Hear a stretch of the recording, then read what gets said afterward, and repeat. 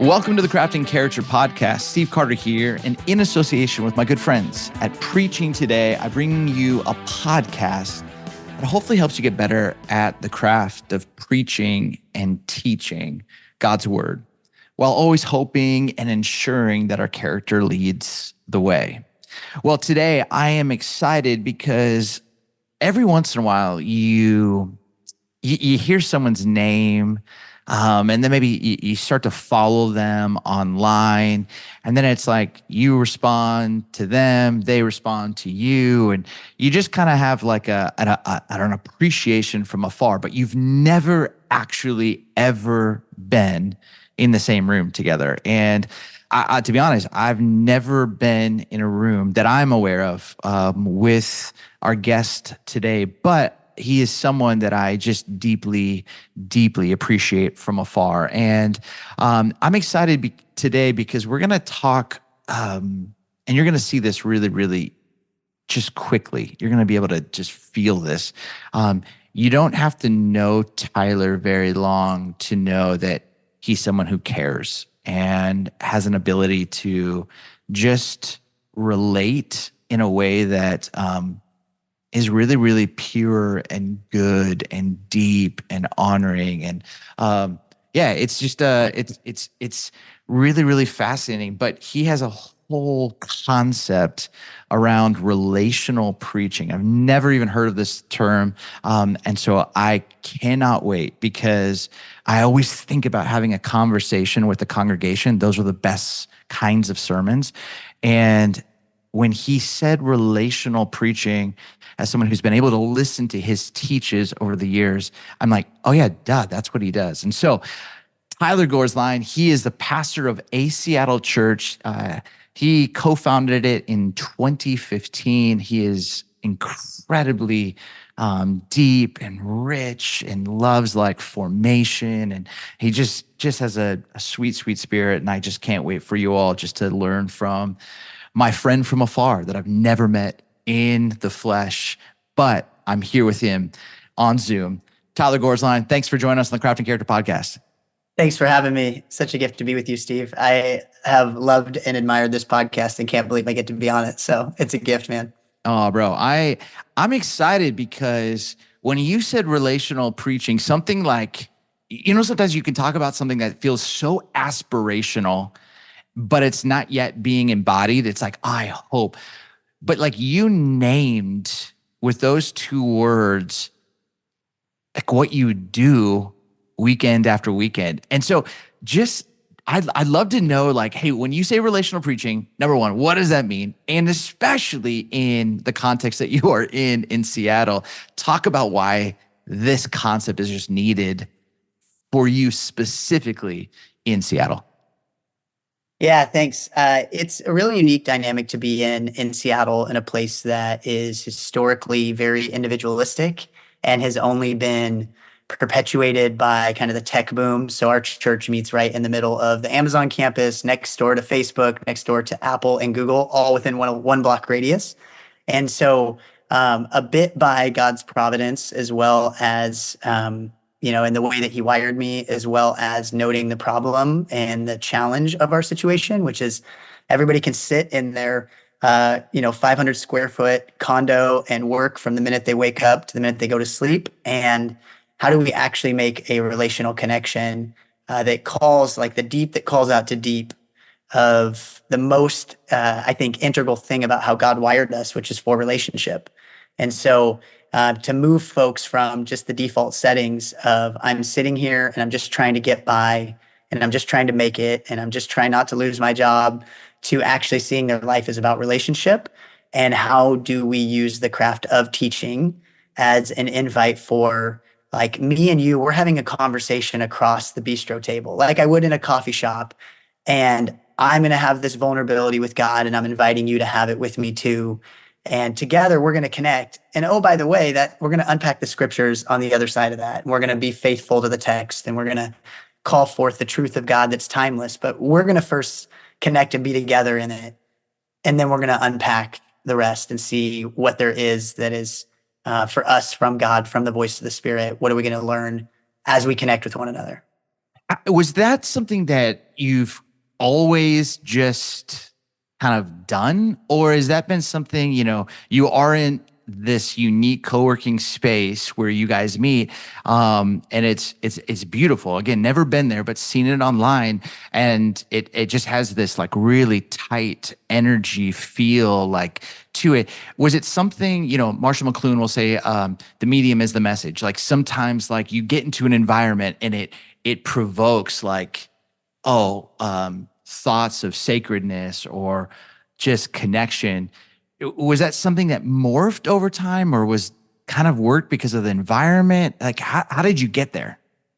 Yeah, I would say in God's kindness, it's a mix of all of those things. I think I was most discipled relationally, and I came to faith as an 18-year-old and then moved to the city to study Jesus and people. I came up here for a Christian college I didn't know existed a year before that. And so I have lived with the whole city as my parish for the last 19 years, and then for the last 10 years of planting.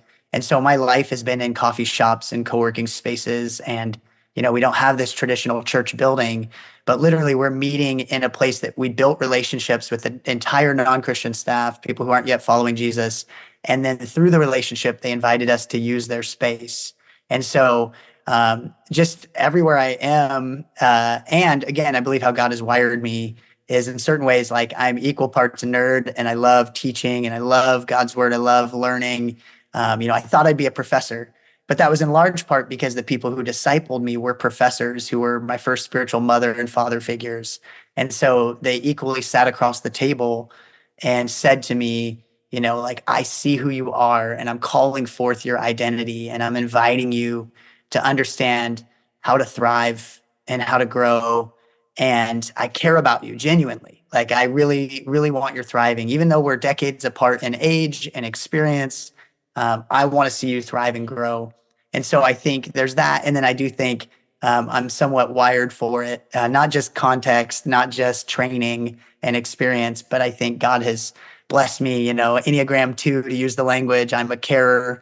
And I'm someone who, when I talk about teaching styles, I know classic teachers, who just kind of want you to get the information.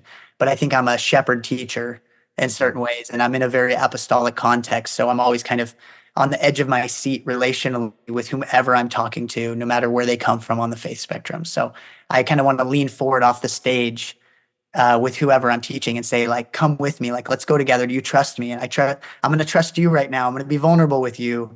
And we kind of create that bond together. So to talk about that, because I think, if you maybe let's play back a little Monday morning quarterback, your last teach. And as you're arranging the talk, do you have kind of I remember reading this book called RQ. It was like Relational Intelligence. It was like the beginnings for me of like EQ and emotional intelligence, but like how to have these relationships. Do you have moments in your talk that you're like, all right, this is where we have to slow it down, and how do you arrange that? Like, how do you know it's like this is the time for that? Talk about that from your arranging of a teach. Yeah. Oh man, I love this. This is one of my favorite parts about teaching and preaching is I know that it's a lever that I have to pull at some point that is a few different things. And I don't mean that in like a kind of manipulative way. I just mean it genuinely in a, if I don't leave this message, I think Aristotle had the like logos, ethos, pathos thing. Yep. Like I can teach you correctly, correct ideas. I can give you the logos, right? Or I can, you could see that I have embodied it with the ethos, but like that pathos, like, do you feel me? Like, do I feel you in your experience? And so sometimes I'll start out with a story, usually where I'm the one who is silly or who is the fool who made the mistake, and or really highlights the ways that I already see the people in our community embodying and how I already feel them trusting God and taking the leap into what I'm about to invite them into. Or at some point in the talk, usually when I slow down, and I really want to genuinely connect with this. Like, I don't like the, forged vulnerability where you try to create, some fake thing. Like, I really try to get myself back to that place and relate to my own moments and my own challenges and my own struggles. so that I can remember the journey of transformation I'm inviting other people on, that I'm in it currently, and God has taken me a long way. Hmm. And so I can kind of reflect and remember how that's real in my own life. And yet, as Ruth Haley Barton says, like, the best thing you can offer your people is your transforming self. Yep. So I'm kind of saying, us, I feel you. I'm in this struggle. Like, just yesterday, I was battling with people pleasing, or, just yesterday, I was struggling with wanting to commit to community because it's difficult, or like whatever it is that I'm trying to relate to. I'm also wanting to say, this is where I embody the struggle, and this is where God is being faithful in my struggle. And Yeah. then I think that's been a gift. The other joke that people say is sometimes they're like, I think I'm being hard or firm. And they're like, bro, you're smiling. You're good. You're good. You're good. And I'm Yeah. like, okay, wow. I thought I was coming off tough there, but I feel the delight of that relational moment. And Yes. that sometimes comes out, wear it on my face. Yeah. Well, in your context, do you ever just pose a question and interact with the crowd? I do. So just yesterday in my sermon, so we have people from all over the world. We're a multi-ethnic church, multinational, and it's like this crazy privilege for me. I have like a big heart for racial reconciliation. It was a large part of my grad work. But 5 weeks ago, I did a talk on community, and I asked how many people have moved to Seattle in the last 2 years, and like 70% of the room raised their hand. Wow. Or the last 5 years, right? And we feel like we have a new church every 4 years. It's like a campus ministry because of where we're located, with people coming and going and coming and going. And so I returned to that question yesterday and started my message by saying, hey, for those of you who raised your hand a few weeks ago, how many of you, I just want you in the room right now to say, if you don't feel like Seattle is home, because the talk was on home and Yeah. hungering and thirsting for home, I said, tell me where you're from. Right now, I want you to blurt it out in the church. I want you to say where you still call home, if not Seattle. And so people were saying different things. And then, of course, I would tease certain people like, you've been here for 10 years. Like, what are you saying? It's not home here, that type of thing.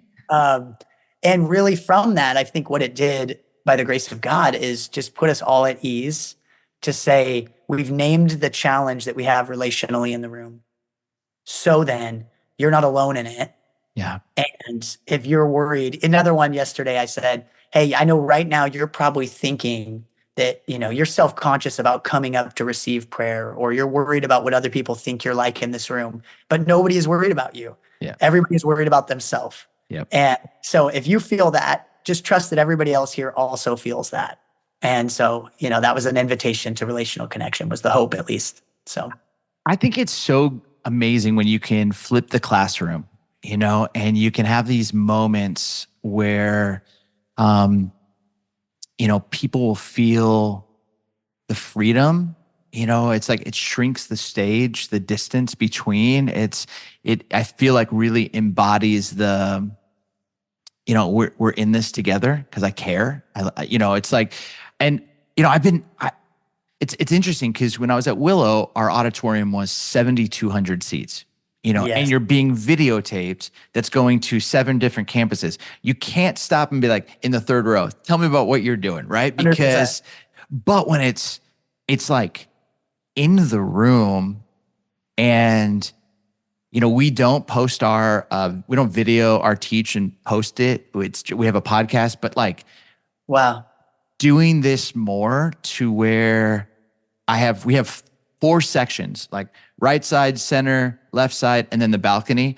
And, I always make it a competition because I'm a 3 on the Enneagram, but I'll be like, all right, I'll ask a question and be like, all right, man, this side is just dominating. The cheap seats, but once you start getting people to interact, and then all of a sudden there's so many moments where it's absolute gold that I will feel like the Spirit is like, you got to come back and use that line that person said in the teach. And it just goes to like this whole other level.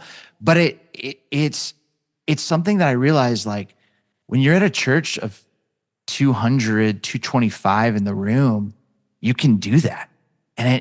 But you get to a certain number and all of a sudden it's like, it gets harder and harder, and the shot doesn't work and the sound, and nobody can fully, but man, that is a real gift. The other thing is, I hear this from pastors because I'll ask pastors all the time, like, do you ever interact? Like, and they'll say, no, I'm afraid of what someone might say. Yeah. Isn't that wild? And I love that you just do that. You model that. Well, the grace again is, unfortunately, I've had all sorts of crazy scenarios happen, Yeah. especially when we were church planting. So, we planted our church right out of the time period when the ashes of Mars Hill had happened in our city. Yeah. And we have a huge heart for compassion and healing. And so I ended up serving a ton of folks that were an open wound in that season because things kind of kept happening again and again. And so I've had people stand up and interrupt my sermons and yell at me. We did sermons in the park. We're in Seattle's oldest park is across the street from where we meet. And I've had everything you could imagine happen. I mean, houseless folks who are, on, not on medication, different things who have kind of really interjected in intense moments. And I think for me, the things that really have given me solace about the relationality across spaces are one, just thinking about, in Corinth, for example, we're talking about a church of probably 40 people max, and they're sitting around a room. And when Paul's talking about the different things that they bring to the table, like, I think we have to expect that people are going to bring both the beautiful and the brutal. Yeah. Like, they're going to bring everything, as you would say, that's under there, the things under the thing, right? Yeah. The stuff that's going to come up. And we're inviting them to touch those really like sensitive places and spaces. So even when I pray to start a message, regardless if I'm at our church and, it's of a size where I can interact with the whole room, or if I'm preaching or teaching at somebody else's church that's larger, is how do I make it so that we, even when I pray, really name the stuff that's coming up?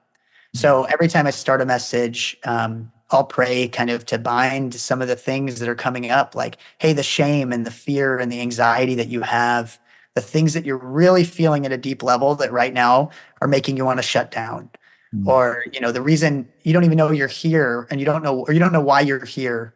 And so how do we just kind of release that and say, come, Holy Spirit? How do we put that stuff down and receive whatever God has for us? And how do we anticipate transformation? How do we anticipate change? Because I think that's the one thing about relationship is it changes us. And if we can anticipate that, then, or we can talk about failures, or we can talk about weakness, or we can talk about pain, we can talk about the grief, the deep felt issues, then hopefully people will put their defenses down a little bit. And even if they're really far across the room in a big auditorium, they can go, oh man, I feel that too. Yeah. Like, Jesus is with me right now. Okay, we can go with that and then see where it takes. And so I feel like it gives me a lot of permission. It's nerve-wracking and scary to name some of your own failures and like to stand on that edge sometimes, stand on that precipice. And I have to be very thoughtful and mindful when I story tell, with my family or my kids, because I'm a vulnerable communicator. And so how do I do that in a way that doesn't, dishonor or cross any line, that type of thing. So. Yeah. Yeah. No, I think that's so beautiful. And, when you are kind of walking this path of like, man, can people feel me in this? I think I realized something. Some of the teachers that I've most resonated with made me feel something, right? They like you could listen to like Francis Chan. Like, I remember when I was in high school, I would drive out on Saturday night to Cornerstone service and see me, and he'd be talking on Revelation. And I honestly, like, I didn't fully. I'm so new to like what this whole thing meant. I didn't fully understand everything he was saying. Yeah. But I wanted the urgency that he had. You know what I mean? Like, in other moments, I wanted to like feel like what he felt. And I think sometimes people don't always know how to get that tone right. And sometimes you can feel like they haven't done the work enough. They can use a word like embodied, but they haven't like sit with it enough, to actually embody it. Like that pathos, that it's just unique. It's special. And you feel that. Does that you're walking through your notes, and are you constantly interrogating? That's not deep enough. It's not. I'm trying to like kind of like little protect my image a little bit. I'm a little trying to people please like in this moment. Like, do you or are you? Is it pretty natural for you that you're like, ah, it's a it was a rough draft, but that's pretty much it. Like I've got it. Yeah, like how do you get there? Does that make sense? Totally. Yeah, I wish this was going to be more helpful in this way, but I found that the hard-earned reality for me of where I think most of the empathy or sympathy or connection or any sort of emotional bond, that pathos, has come from pain and Yeah. has come from the hard-earned inevitability of suffering. And I often resonate with, there's the verse that says that Jesus says, "Who he or she who is ever is forgiven much loves much." I almost sometimes will kind of play with it imaginatively about like he or she who has been in pain much can feel much, Mm. like who's hurt much can really care much. And again, I don't think it's something we can't learn or we can't practice, but I have just a rough upbringing and a lot of really big challenges that God has overcome in my life and has continued to work on. And, I'm all the time plumbing the depths because I'm just trying to figure out what to do with my own struggles and my own heart and my own stuff, my own attachment wounds, my own challenges, as someone from a broken home and from some different dynamics that uh, created a lot of instability. But so for me, what's interesting is the courage comes less, or the challenge comes less in like technically sharing vulnerably. It's more how do I rightly divide what's happening within me as I'm trying to also share ideas. And so, really specific to paint that picture to make that more direct and helpful is, I'm constantly struggling with editing my sermon Mm. because I fall in love with the concepts and the ideas, and I would just really want to give them to whomever they are, less so than being vulnerable in the talk. Like that is something that kind of comes out of me because I am vulnerable to God in a Mm. real way. Like I really need Jesus, and I think for me that's kind of the character piece is I just feel really dependent on God and to get through and to navigate being healthy as a pastor and as a person and as a husband and as a dad. And so, when it says Jesus is a man of sorrows or acquainted with grief, that makes me feel really seen and known because Mm. I'm equal parts someone bearing good news through a teach and someone bearing and battling with brokenness and pain from my life in my other hand. And Yeah. so I think I can't help but bring those two things to the table. And I end up struggling more with deciding what I want to say and not, and killing my darlings, so to speak, to use Stephen Pressfield, like than I am with not kind of naturally bleeding over with honesty, because I just really need Jesus, and I think we all really need him. So, Yeah. Yeah. That's beautiful. Talk about like the edit. When do you start like the edit, and then when do you stop the edit? oh man, I haven't ever stopped the edit. I knew that, right? I knew that right when I asked it. I was like, he doesn't stop editing. He's always Yeah, editing. I The am a 11's different from the 9, you know. oh yesterday, perfect example. It was the 9. I felt like, oh, it was okay. The 11, I was like, that's what I meant. And I think part of that is because I'm relating to it, and I want to be so faithful to say what God has told me to say. But the problem is I'm an input person, I'm a learner. And so it's like the process of preparing for teaching, for preaching is this like asking God, okay, what do you want me to say? Studying, getting there. And then once the dam breaks, all of a sudden I have too much to say. Yeah. And the editorial process is deciding what. And um, I do have a more iterative editing style, and I hope that's freeing for other people. Like my notes are always way longer than what I can actually teach. Yep. And I'm more like a modified outline manuscript type person. And I have these big highlights through an application I use that helps me to teach. But most of the time, it's like I thought that resonated. It's not a helpful picture to paint the truth that I'm trying to share. So, or I, went too far into that story trying to make a connection, and I need to be more editorial and more decisive. And, after kind of 10 years of doing this in this church planting process, I've learned a lot about what does and does not connect graciously. And then I learn again and again every single week. Yeah. Well, and it's interesting. Where were you born and raised? I was born and raised in like Portland, Vancouver. So Okay. yeah, Portland metro area. Yeah. Okay. Vancouver, the home of Dan Dickow, great basketball player from Gonzaga. But Go Zags. Okay. So I'm curious because when I think of Seattle, I think brilliance. I think post-church. I think church hurt. I think very expensive place to live, very beautiful place to live, gray in the sense of clouds. And, so this is me going to Seattle one time. Okay. So I'm this is a massive generalization and I'm sorry, but those are like the words that come.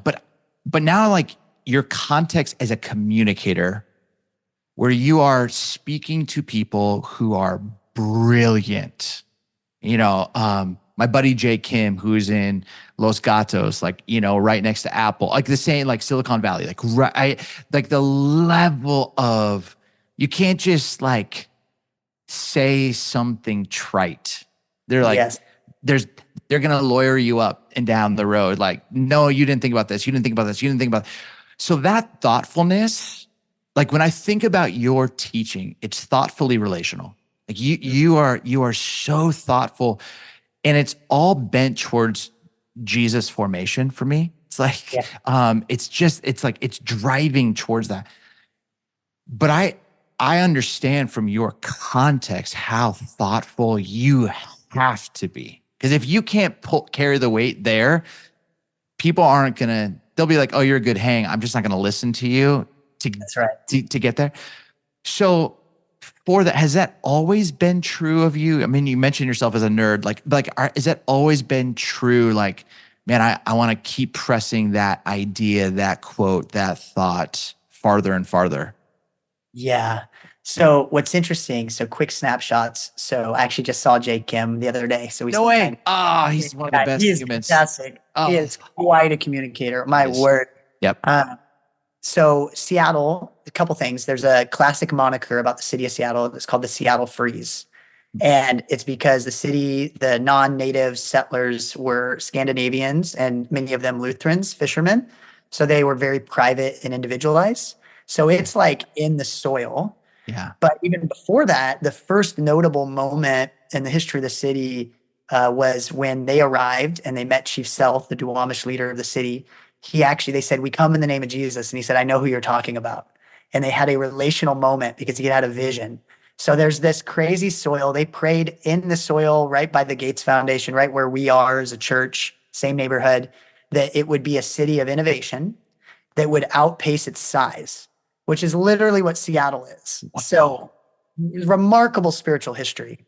But Seattle now is both one of the most innovative for a not New York, LA. It's a major city, mid-major, if you will. Yeah.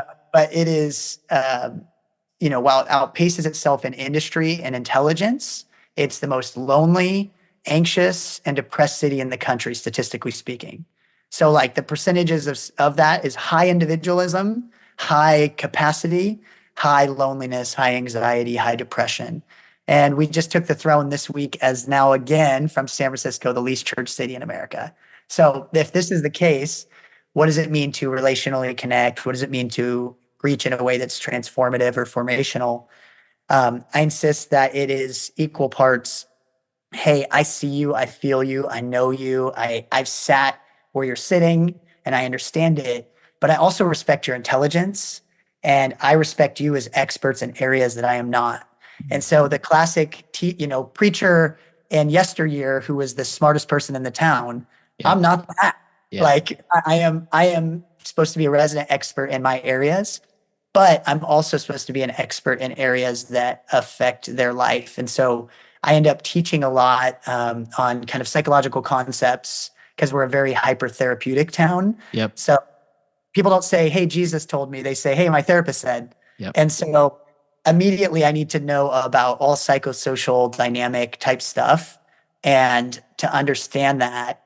And that's really a door into conversation about the scriptures, as well as to honor and respect. Like, I'm not going to give a talk about AI. I might mention it. I might make jokes about how I love it or don't love it or all of that. But literally, we have engineers in our church community who are creating AI that is mind blowing. And so I'll probably, if I ever do use, that type of contextual nerdery, I'm gonna do it by asking them, hey, can you help me understand this concept? Right. So that then when I teach it, I'm respecting your intelligence. Yes. And that's been a beautiful thing because I'm always learning from some of the best people who are, concepts, and then they end up affecting my leadership and my teaching. And so, yeah, I hope that answers your question, but I think so. No, I think it's really, really beautiful. I think the other side is there is a thing that I appreciate about you from afar is what I sense is someone who is deeply rooted, but also there is like this spirit elasticity that I can take from my community that's going to help shape my leadership or pastoral shepherding, or I can live in the gray of this moment without losing my anchor, because my anchor really, really matters to me and it's really, really important. But I can depend so well on the cliff, because I'm listening to the Spirit and also like present with this human that I'm engaging with or this congregant. And I'm curious, you mentioned like the trauma that you kind of grew up in. When did you kind of like learn kind of that ability to trust yourself? Because I think oftentimes,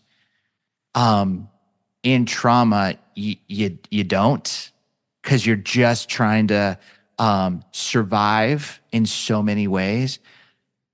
But there's a moment where you've got to be able to trust, one, the Spirit, trust your anchor, but also trust that you can be safe and care and love well. Is there like a moment for you, like, or like people who taught you that? Because I feel like you do this so effortlessly. And I know it is a lot of pain and it is a lot of dollars that you spent in intensives. And like, there's been an intentionality around that, but talk a little bit about that? Totally. Yeah. A couple things come to mind. One is it's kind of an overdeveloped skill because of the nature of having to be flexible. And so, one note I shared in a sermon a couple weeks ago is, at the age of 12, we had a couple family members pass away and we adopted their 3 kids who moved in instantly. And so we went from a family of 4 kids to 7. And all of a sudden I slept on the couch. And so the moniker in my family became, hey, Tyler, blessed are the flexible, for they shall not break.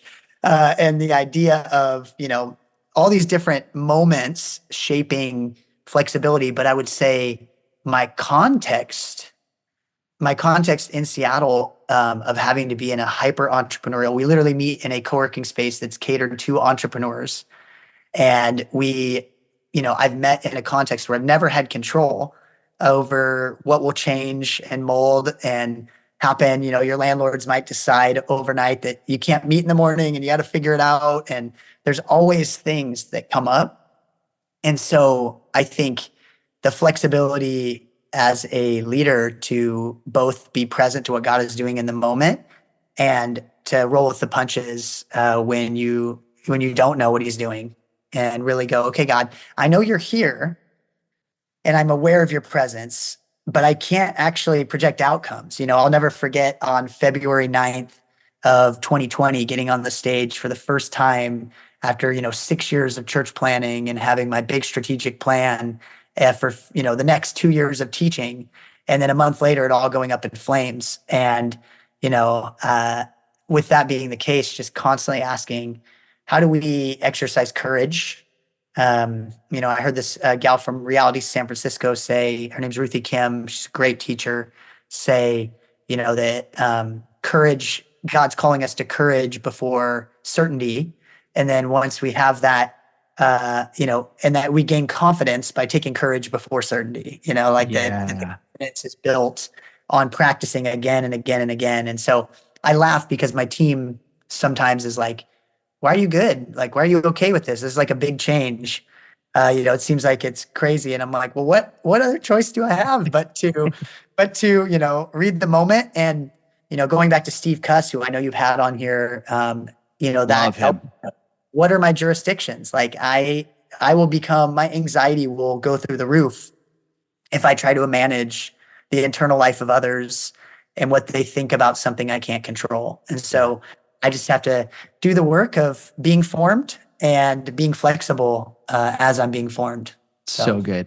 I, I have a couple of thoughts too with like the Seattle piece. You mentioned that, it's almost like a campus model that every 4 years, people are maybe transferring or moving to a different part of the city. I remember John Tyson talking about this years and years ago, and people would get promoted, another opportunity, and move to Charlotte, and and he was like, so hard you develop people, and you either have this like empower and release mentality, or you have those moments where you're like, why are you going? I want you to stay. Like, are there moments for you where, gosh, it's every 4 years, that kind of shift of a new community that's like, that's a flexibility in itself. And for someone who is so uber relational, how do you keep showing up knowing there's a good possibility Johnny over here is going to be gone in 3.5 years? Yeah. Oh, I'd love to answer this question. So I, for the first 7 years of the church, did not do a good job of grieving that thing. And I am wired more like your classic traditional relational parish pastor who would love to develop people for 20 years. I read Eugene Peterson's The Pastor, Yep. and I thought, this is me, like everyday becoming, walking with people in the nitty, the gritty, on the margins in their moments of success and failure. Like that's me. And then it felt like for the first years of our church plant, it was like a series of first dates. Literally, Amazon has a firing quota. So they have to remain innovative, people have to come through at enough of a rate. And people who come to our church come to the city for their professional opportunity. Nobody owns in the neighborhood we're in. It's all dorms and condos for tech workers. And so people try to stay as long 2 years that they don't have to pay back their signing bonus, or 4 years so that their stock vests and they can move back to Iowa or wherever they're from, Mumbai or wherever, right? Like fantastic, Ghana, great. But what's shifted in me is after not grieving for so long and then realizing the toll that was taking, I ended up going to a place called the Kineo Center for pastors who experience like pain and experienced some prayer healing through some amazing pastors who prayed over me through the Sea Rock community, and ultimately discovered that the shift that I needed to make in a context like mine, in an urban, post-Christian, fast-moving, ever-changing context, is to see the privilege it is to reach the ends of the earth by having everybody come here and we become a discipleship training school. Like our church becomes a place where there's no flirting, there's no, hey, get involved if you want to someday, because we don't have that time. Yeah. Like we don't have that time. And so what we do is we say transformation is possible, like, and come and be a part of it today and like jump in today. And we wisely discern, who's ready for leadership or who we need to develop. But then the whole goal is not keeping them. It's actually sending them out to the ends of the earth, because that's going to be our model for reaching as Jesus called us to in the Great Commission. And so, yes, it's built my trust like crazy, sustaining a church plant and economics in an expensive city and a place that people don't naturally value, a neighborhood that they don't value because they're not bought in. Can we change that? Like, can we actually transform their perspective, and can God help them see the city different and discover why they came in the first place? Yeah, that's And that's what amazing. we're so passionate about. And then we really hope and pray that enough root in the city that they can be the sustaining force for the community. And we've had enough of those, and it's been awesome. That's so powerful. Like when you think about um, kind of moving people to automated giving, you always want like at least 75%. That's a goal, 25%, what comes from people's generosity throughout the week. But if you had like 75, man, it's really easy to bank on your budget, blah, blah, blah. Now put this with like relationship and tenure in Seattle at a Seattle church. What percentage ideally, I mean, not aspirationally, but like ideally, when you were like, man, we were like at our healthiest in this 10-year run, we had 60% that were there 4 years or over, or we were 40% that were like committed, even if they moved outside the dormitories and the rented condos, that they were still pulling up because they loved that reality, that transformation is possible. Is there a percentage in your mind to go, gosh, of our context for us to be, I think, the healthiest and most realistic, it's probably going to look like this? Yeah, I don't know if I could say the exact percent that would be, but I could say what it is. Okay. And I think probably like 25% is what we have. And what's amazing about that is our church feels really relational and loving and caring, and people feel seen. Like, a large percentage are in groups and serving, and there's a kind of an exponential over time caring for the soil and caring for the place where you see your church growing, and you realize, oh my gosh, we've grown over the years and we're somehow in a healthy place. And it's totally a miracle, and it's fantastic to watch. But I would say accurately, probably 30%, 25, 30 is the reality. We kind of invert the percentage you talked about. Yeah. And yet, friends and family from far continue to support. And we always say to people, we say, hey, when you arrive here, our heart is to help you find the right church. So if it's this church, great. If not, we'll give you 5 others in the city. But if not, when you leave, we also want to help you find the church in your next city so that you can like absolutely root and keep doing what you're doing here. And that's been, really beautiful. It's grown our faith like crazy. It's been something else. I think that's really incredible. Because everything I was saying about you as thoughtful, you're just the ways that you attack the text, which is really important, especially in the city that you are in. I never attached the relational side to the same kind of ache. I could see it from like lonely or depressed side, but I didn't see it from a revolving door context, because again, not knowing or have been there, but like to hear that, gosh, what a gift you are to that unique context. And also to have the mindset to go, wow, we get to actually empower them and really hit the ends of the earth through the people that get to think that they're coming for Amazon or Apple, but they're actually signed up for discipleship school, and they are now being sent out as, these missionaries in many ways to be a blessing, to help people recognize that transformation is possible. That, oh man, I think that is so profound and moving. Tyler, I'm curious for you too, just because, I think when you all kind of, again, just have put such an onus on this relational preaching and this, I would imagine that people show up with a little bit of walls up, but your community, again, it always just feels like it is just that. Like, how long do people have to stay to realize, oh, this is a different spot than the city? This is oh, this is actually real. They actually do care. They actually do show up. They actually are who they say they're trying to be. Like, I would imagine that's such a stark contrast to what oftentimes people experience in the church, wherever they are. Yeah, I in humility feel really, honored by that, that you could see that from afar, and we believe that that is the reality of our experience.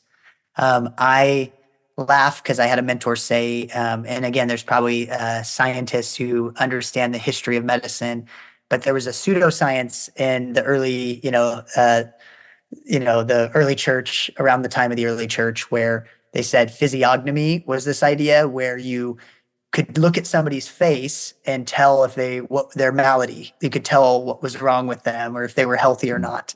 And the joke is that we're just not good at faking it.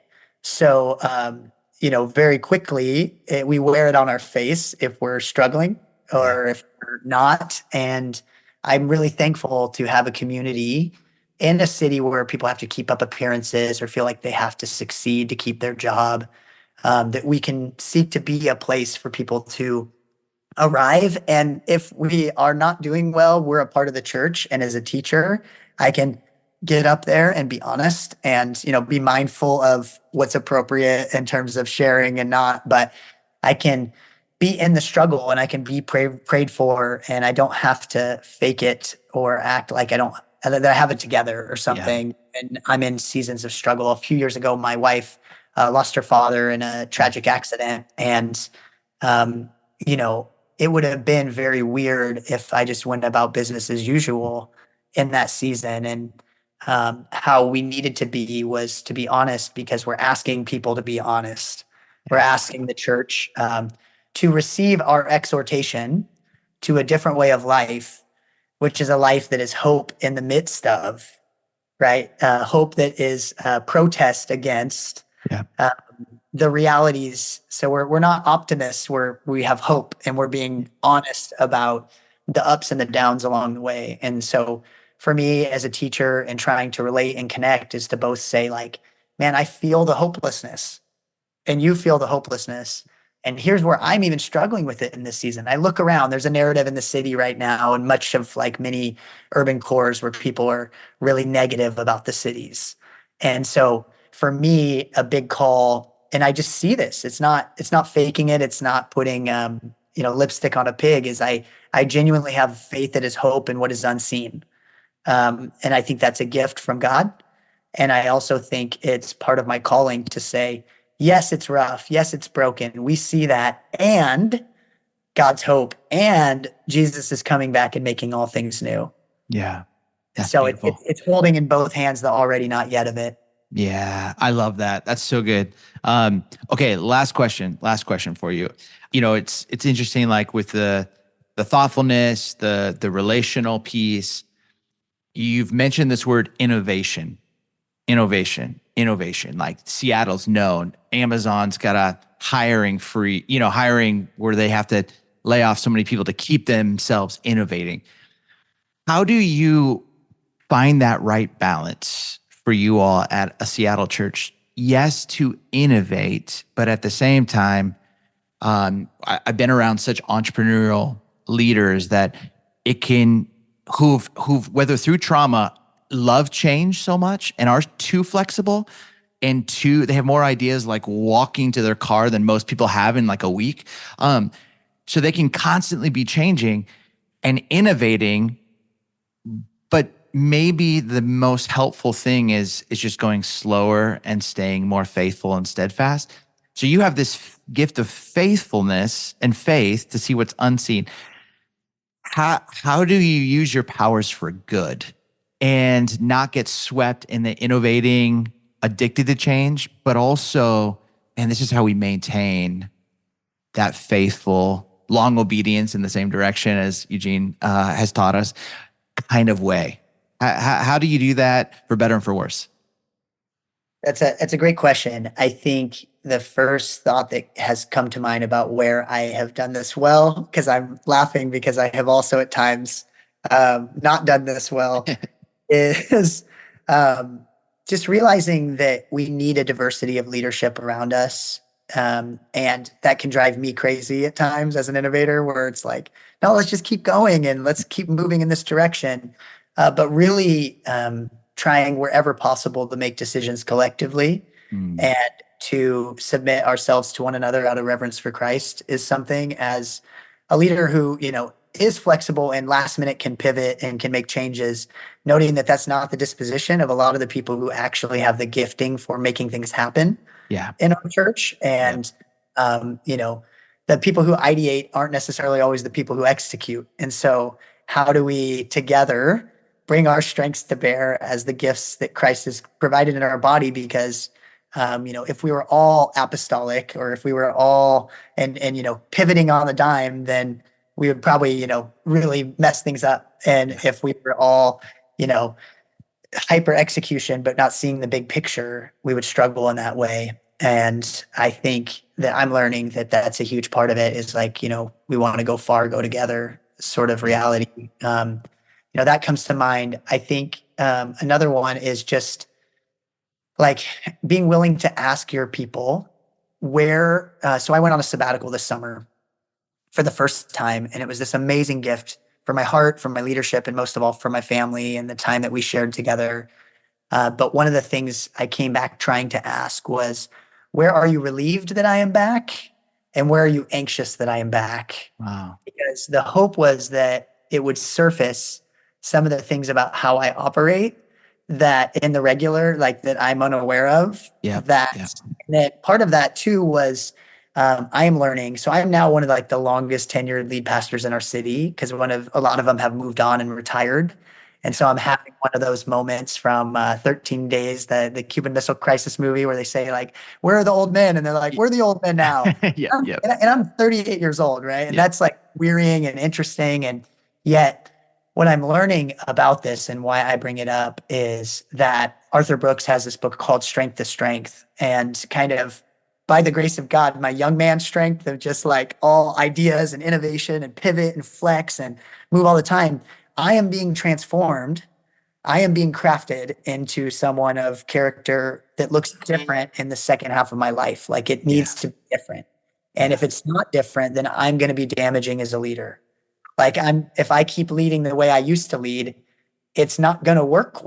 It's not going to be healthy, because it's a different leadership for a different season. And so I need to be more fatherly and loving and encouraging and calling out identity and leadership and gifting in other people, instead of being the guy who has the idea all the time.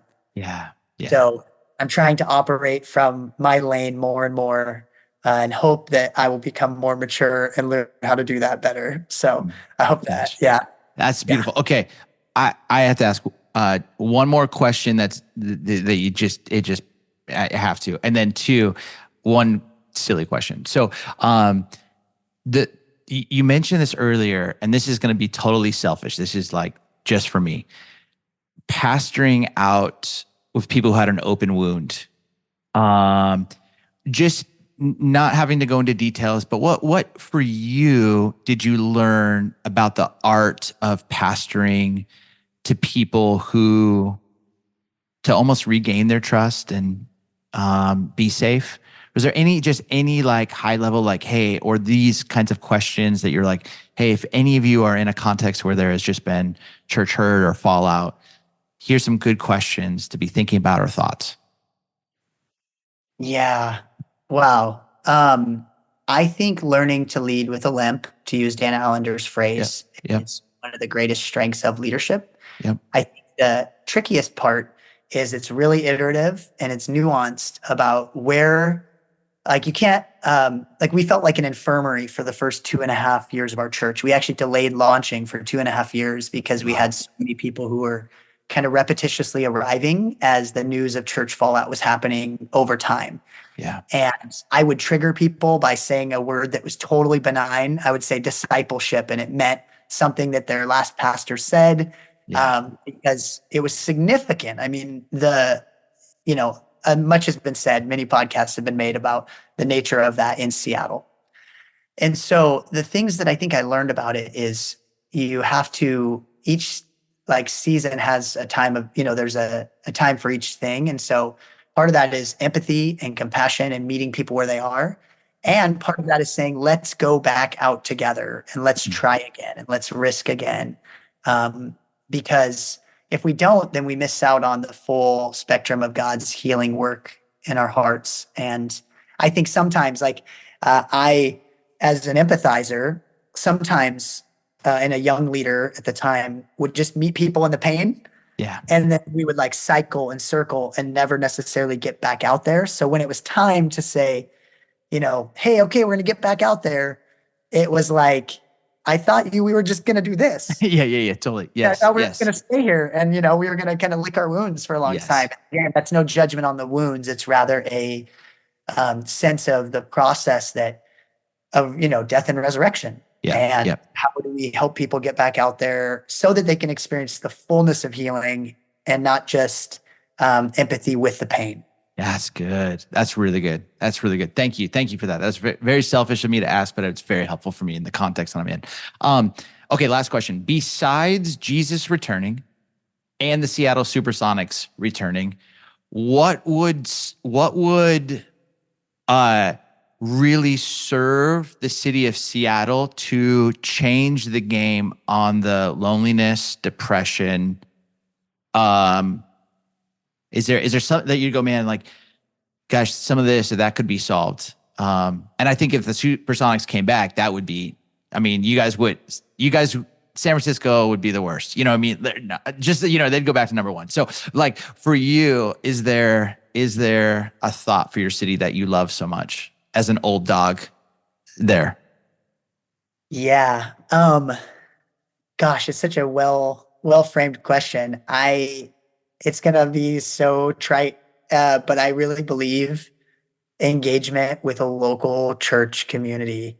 It feels like so ancient future to me because I look at London, for example. I was fortunate to go spend time with like the HTB community and some of the amazing churches there. And London just feels like it's 20, 30 years ahead of Seattle in terms of post-Christian reality. And the comedy of it is, the new generation, whether it's Gen Z, younger Gen Z, or Gen Alpha, who are finally a generation that didn't necessarily grow up with the Christian story or didn't necessarily know it, are going like, this is amazing. Yeah. And like community, like what? I am dying of loneliness. This is crazy. You mean to tell me I can walk with people regularly and I can experience non-digital 3D connection. Yes. And it's funny because I am a nerd. And again, I tried on the Vision Pro and I love it. It was the most immersive, amazing thing.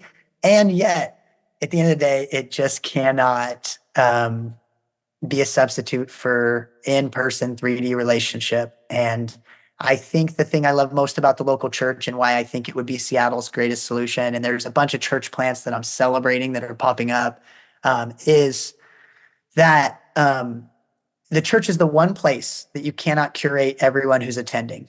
You may be able to curate like a group of people or a kind of theology you like or a kind of teaching or a vibe. But at the end of the day, you literally don't know who's going to show up and sit next to you. Yeah. It's not a podcast at your house. It's a group of people and they may smell, think, act, be different. And I just believe in the local church. And I believe that in Seattle, as it is in heaven, we will see change if people are connected to local communities. I just believe in it. So, dude, I love it. Tyler Gorsline, thanks for joining us on the Crafting Character podcast. Where can people find you online? Well, they can find me rooting for the Portland Trailblazers. Sorry, Seattle fans. I'm from Portland. So, Blazers, it's a rough time, but I know I got to this guy with me, so I had to get that in. There's one of us left. So that's it. I am on Instagram and TikTok and Facebook and at Tyler Gorsline. You can find me there, or you can go to aseattlechurch.com and find A Seattle Church on Instagram, A Seattle Church. But really honored to be here. So encouraged by you, Steve, and it's just been a gift. Awesome, man. Well, hey, proud of you. Keep leading, and I love just your the way that you embody the logos, the ethos, and the pathos, and many, many blessings to you, and just keep letting them use you. So, and friends, thanks so much for tuning in. We're really, really grateful. The A Seattle Church is so awesome because Tyler will regularly say this. How many churches are there in Seattle? Oh, there's one, and we are just one of our A Seattle Church, there of part of what God is doing in the city. So absolutely love it. Give him a follow, give him a listen. You'll love his teaching. Much love, everyone. We'll see you on the next Crafting Character podcast. Grace and peace.